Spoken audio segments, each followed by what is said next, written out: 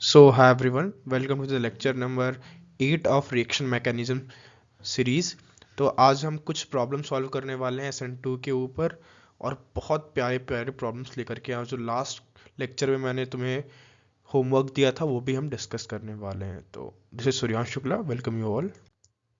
तो देखो, जो पहला क्वेश्चन था वो तो मैंने सॉल्व करा दिया था। अब और क्वेश्चन, जो ये दो क्वेश्चन तुमको मैंने होमवर्क में दिए थे, अब उनके सॉल्यूशंस पहले बता देता हूँ, फिर डिस्कस करता हूँ कि कैसे तुम्हारा ये मैकेनिज्म, मतलब क्या क्या हुआ पीछे बैक।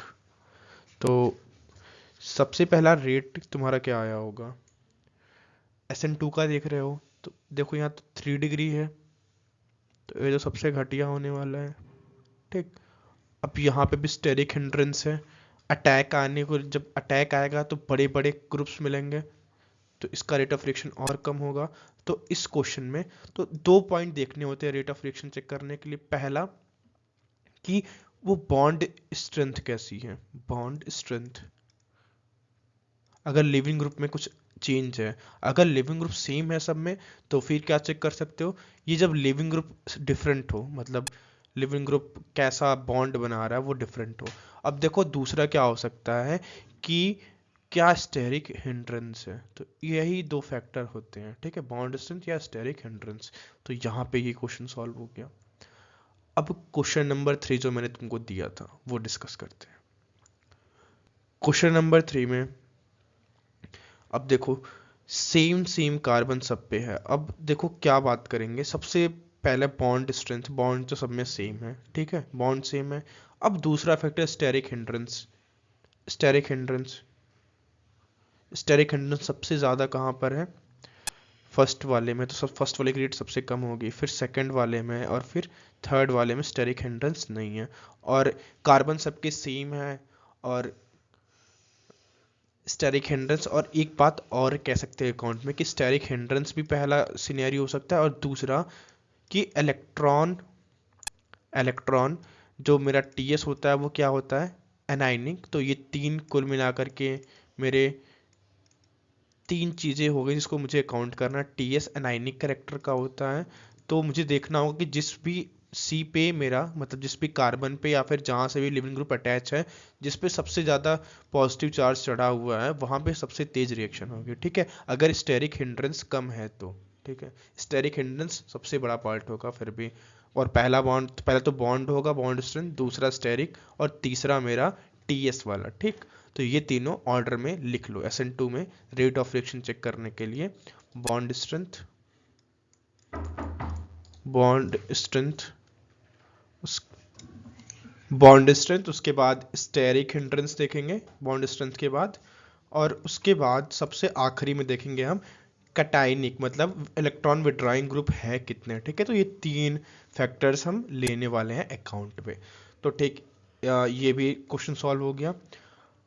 अब शायद ये तुम लोग होमवर्क में ले लो, सॉल्व हो जाएगा आसानी से।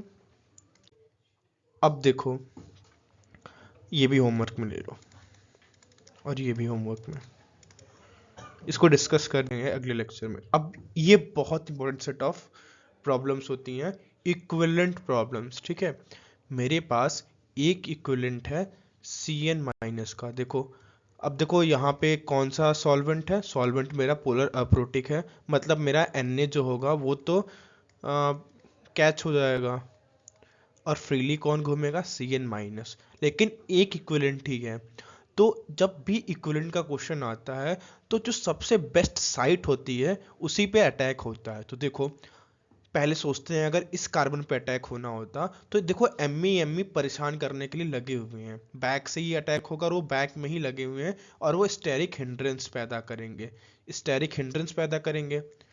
लेकिन वहीं पर जब कंपेयर करूंगा मैं दूसरे वाले कार्बन से, तो यहाँ पे तो स्टेरिक हिंड्रेंस सिर्फ छोटे छोटे ग्रुप कर रहा है, मतलब एच कर रहा है। तो इन कंपैरिजन ये वाला जो साइट, ये टू है, साइट वन और साइट टू में, साइट टू बेटर है SN2 रिएक्शन के लिए। तो साइट टू पे ही रिएक्शन होता है इक्विवेलेंट वाला। तो ये बहुत इंपॉर्टेंट सेट ऑफ क्वेश्चन है। ठीक, सॉरी, यहाँ पे हो जाएगा Cn, और सिमिलर वे में Me, यमी, और Cl। अब देखो सेकंड क्वेश्चन, होमवर्क कैसे आसानी से कर सकते हो तुम।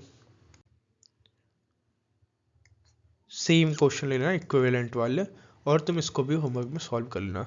ठीक, तो इम्पोर्टेंट क्वेश्चंस तो थे SN2 के, वो अभी कराएं, और भी बहुत सारे क्वेश्चन कराएंगे, क्योंकि तुम्हें अभी पता चल जा रहा है कि SN1 रिएक्शन SN2 रिएक्शन ही होने वाली है, तो अभी ज़्यादा क्वेश्चन करा के कोई फ़ायदा है नहीं। प्रॉब्लम वहाँ आती है जब तुम्हें बहुत सारा रिएक्टेंट दे दिया है तुम्हें, और रिएक्टेंट और सॉल्वेंट अलग अलग दिए हुए हैं, अलग अलग न्यूक्लियोफाइल्स दिए हुए हैं, और तुम्हें सोचना कि कौन सी रिएक्शन होने वाली है। मतलब जब SN1 हम पढ़ लेंगे, उसके बाद फिर से हम क्वेश्चन करेंगे, और फिर हम डिस्टिंग्विश भी करेंगे कि अलग अलग होता कैसे, अलग अलग सेट ऑफ प्रॉब्लम्स आते कैसे हैं। ठीक, तो this is Suryansh Shukla signing off.